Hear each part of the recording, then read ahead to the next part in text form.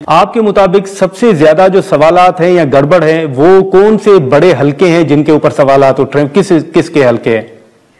देखिए, पहली बात तो ये है कि NA 130 है जो मियां नवाज शरीफ साहब का हल्का है। वहाँ तकरीबन हमारे अंदाजे के मुताबिक, हम नहीं कहते लेकिन जो इलेक्शन कमीशन की वेबसाइट के ऊपर जो फॉर्म 45 पड़े हुए हैं और उसमें अगर आप देखें तो बहुत सारे पोलिंग स्टेशन है। 80 के लगभग पोलिंग स्टेशन ऐसे हैं जहाँ पर जो कौमी असम्बली में टर्न आउट 80% प्लस है और उन्हीं पोलिंग स्टेशन पर पोलिंग जो है सूबाई असम्बली का टर्न आउट 40% है। तो इससे बड़ा और सबूत क्या हो सकता है? NA 128 है, इसी तरह NA 10 है पेशावर के अंदर। कराची के बहुत सारे हल्के हैं, पंजाब के आप रावलपिंडी के 11 हल्कों में यही कैफियत पाई जाती है कि पाकिस्तान की तारीख के किसी भी इलेक्शन में ये कभी नहीं हुआ कि कौमी असम्बली का टर्न आउट जो है वो 80% हो और सूबाई असम्बली का उन्हीं पोलिंग स्टेशन में टर्न आउट जो है 40% हो। ये पाकिस्तान की तारीख में पहली दफा हुआ है। 34 नए तरीके नहीं है, 64 नए तरीके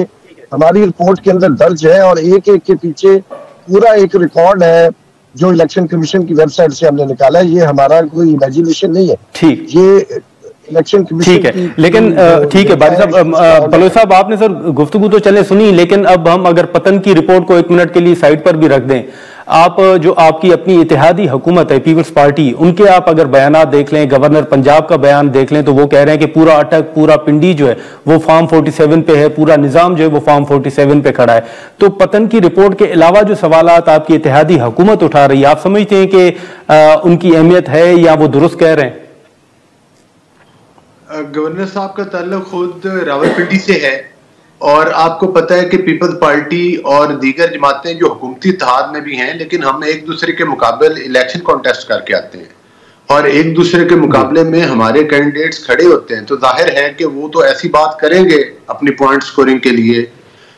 जिससे कि उनको वो पब्लिक में पजीराई मिले या वो अपनी और अवाम को वो क्या बता सकते हैं। लेकिन मैं तो ये समझता हूं कि ये इलेक्शन उस RTS ज़्यादा इलेक्शन से 1000 दर्जे बेहतर है और ख़ास तौर पर जब खुद बानी PTI इमरान अहमद न्यादी जो है वो ख्वाजा साद रफीक के मुकाबले में इलेक्शन लाहौर से हार गया था, तो फिर उसको धांधली के जरिए उस वक्त जितवाया गया था और बाद में वही सीट जो थी वो ख्वाजा साद रफीक साहब ने जीत भी ली थी इलेक्शन के दौरान। तो मैं समझता हूं कि जाहिर है ये लोग जो पाकिस्तान की रियासत के खिलाफ काम करते हैं वो इस किस्म की उंगलियां देखें ना, इनसे प्रैक्टिस एंड प्रोसीजर बिल खत्म नहीं हो रहा इन लोगों से आइन की 26वीं तरमीम जो कि पार्लियामान के अंदर हुई है वो खत्म नहीं हो रही, लेकिन सेनेट का वो इलेक्शन इनको खत्म हो गया था जिसमें अक्सरियत को अकलियत में बदल दिया गया था और 55 से 55 या इससे भी ज्यादा वोट थे जो कि उस वक्त की ऑपोजिशन के पास थे, लेकिन वो हुकूमत के पलड़े में डाल दिए गए थे। उस वक्त ये पतन शतन सारे पैसे लेकर उस वक्त भी ये सो रहे थे। तो ये किसी की पे रोल पर होती हैं तंजीमें, ये रियासत के खिलाफ जहर उगलती रहती हैं। बहरहाल रियासत को चाहिए कि ऐसे लोगों को लगाम देनी चाहिए और इनके खिलाफ बिल्कुल भरपूर एक्शन होना चाहिए जो पाकिस्तान के आईनी इदारों के ऊपर जो है उंगली उठाते हैं। तनकीद करना कोई जुर्म नहीं है, नहीं, लेकिन बलोच साहब ये जो मौजूदा इंतखाबात हैं इनमें तो आपके जो अपने लोग हैं रियासत के खिलाफ बोलना वो तो कतई तौर पर गैर मुनासिब है। नहीं, लेकिन बलोच साहब ये जो आपके अपने रहनुमा हैं, अब माजी के अगर आप बयानात देख लें, साद रफीक साहब का देख लें, खुर्रम दस्तगीर साहब का या दीगर रहनुमाओं के, तो कहीं ना कहीं इनके अलावा भी जो लोग हैं वो इंतखाबात के ऊपर सवाल तो किसी हद तक उठा रहे हैं ना। आप समझते हैं कि 2024 के इंतखाबात साफ और शफाफ हुए या कहीं ना कहीं कोई कमी कोताही जो है वो रह गई है? देखें, बाई एंड लार्ज आपको याद होगा जब 2013 में PMLN ने इलेक्शन जीता था उस वक्त भी PTI ने एक रट लगाई थी जी धांधली होगी। फिर उसके ऊपर एक कमीशन बना था और उस कमीशन ने भी ये रिपोर्ट दी थी कि कोई मुनज़्ज़म धांधली नहीं हुई, सुप्रीम कोर्ट का कमीशन बना था। फिर इसी तरह से आज भी मैंने अपने हल्के से मैं गया हूं अपना ट्रिब्यूनल्स में और जो भी फॉरम्स हैं इलेक्शन कमीशन के उन फॉरम्स के ऊपर गए, जाती तौर पर कैंडिडेट्स को PMLN के कैंडिडेट्स को भी तहफ़्फ़ुज़ात हैं, लेकिन आप वो ये नहीं कह सकते कि एक मुनज़्ज़म धांधली हुई है। हर हल्के में जाहिर है हर कैंडिडेट एफर्ट कर रहा होता है और कहीं ना कहीं से वो अपना बिल्कुल कर रहा होता है। ठीक है बलोच साहब, बारी साहब ये बताइएगा सर कि ये जो इतनी बड़ी रिपोर्ट आ गई जी, ये जो इतनी बारी साहब आपने रिपोर्ट जारी कर दी, जो उसमें चीजें सामने आई हैं, नो डाउट ये एक बहुत संगीन जो है वो चीजें हैं। बड़ी रिपोर्ट नहीं समझता जी, ये रिपोर्ट नहीं है, ये ठीक है बलोच साहब के खिलाफ एक जहर है जो किसी के पेरोल के ऊपर आकर इन्होंने रियासत को बदनाम करने के लिए। और ठीक है बलोच साहब, बारी साहब ये बताइएगा सर कि ये इतनी बड़ी रिपोर्ट सर आपने जारी कर दी, इसकी तस्दीक जो है या इसके ऊपर जो सवालात उठ रहे हैं कि भाई ये रिपोर्ट बनी कैसे, सर्वे कैसे हुआ, कहां कहां आपकी टीमें गई, किस बेस पे ये आपने अखज़ किया कि ये खराबियां हुई हैं, क्या आप समझते हैं कि ये तमाम के तमाम शवाहिद आपके मौजूद हैं आपके पास, और ये कैसे बनी, किस बेस पे बनी, क्या शवाहिद थे? देखिए,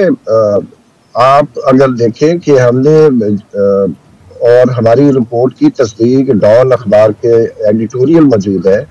जब इलेक्शन कमीशन ने हमारी एक रिपोर्ट को चैलेंज किया था और कहा था कि ये इलेक्शन कमीशन से एक इनोसेंट मिस्टेक हो गई थी, तो उन्होंने अपनी मिस्टेक तो मान ली थी और उसके बाद उन्होंने अपने ही वेबसाइट को टेम्पर किया था, उसको चेंज किया था और डॉन अखबार ने हमारी रिपोर्ट के ऊपर हमें सपोर्ट किया था और जियो फैक्ट चेक ने भी पूरी उसकी इन्वेस्टिगेशन करने के बाद जियो फैक्ट ने भी हमें सपोर्ट किया था कि पतन की पोजीशन बिल्कुल दुरुस्त है कि इलेक्शन कमीशन ने अपनी ही वेबसाइट के ऊपर जो गूगल ड्राइव है उसमें उन्होंने अमेंडमेंट की है, मॉडिफाई किया है, जो कि वो नहीं कर सकते। दूसरी बात यह है कि इलेक्शन कमीशन ने जो रिबटल निकाला है उसमें उन्होंने माना है कि जो भी फॉर्म उनको मिले हैं उन्होंने मनोवान बगैर किसी रद्दोबदल के अपनी वेबसाइट पर डाल दिए थे, जो कि इलेक्शन कमीशन बेसिकली कन्फेस कर रहा है कि जो गलत फॉर्म आए थे वो भी हमने अपनी वेबसाइट के ऊपर चढ़ा दिए थे। हमने कोई सर्वे नहीं किया, हमने कोई ओपिनियन नहीं पोल नहीं किया, हमारी पूरी की पूरी रिपोर्ट जो है वो इलेक्शन कमीशन की वेबसाइट के ऊपर मौजूद इलेक्शन रिजल्ट्स के जो फॉर्म है उसकी ऑर्डर की फाइंडिंग्स हैं, वो किसी की ओपिनियन नहीं है। ठीक है बारी साहब, ठीक है बारी साहब। बलोच साहब ये बताइएगा सर कि अब चलें, ये चीजें तो अपनी जगह पे हैं जो सवालात उठ रहे हैं, लेकिन अब जो पीटीआई को इंगेज ना करने का फैसला किया है हुकूमत ने, आप समझते हैं कि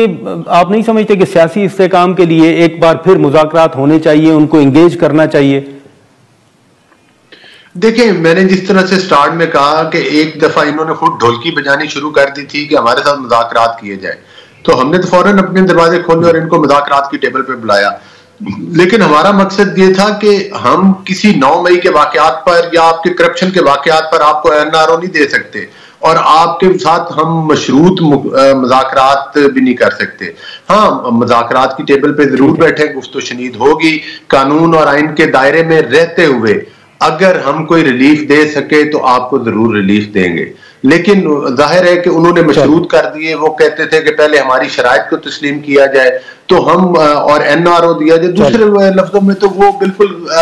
इमरान खान और उन जो लोग संगीन मुकदमात में मुलव्वस हैं और जिनमें सजाएं भी हो चुकी हैं और कुछ सजाएं होने वाली हैं, उनके ऊपर उनको हम कैसे हुकूमत छोड़ सकती है या एनआरओ दे सकती है? वो जो उन्होंने रियासत के खिलाफ इक़दामात किए और जो हमले किए हैं उनको फरामोश तो नहीं किया जा सकता।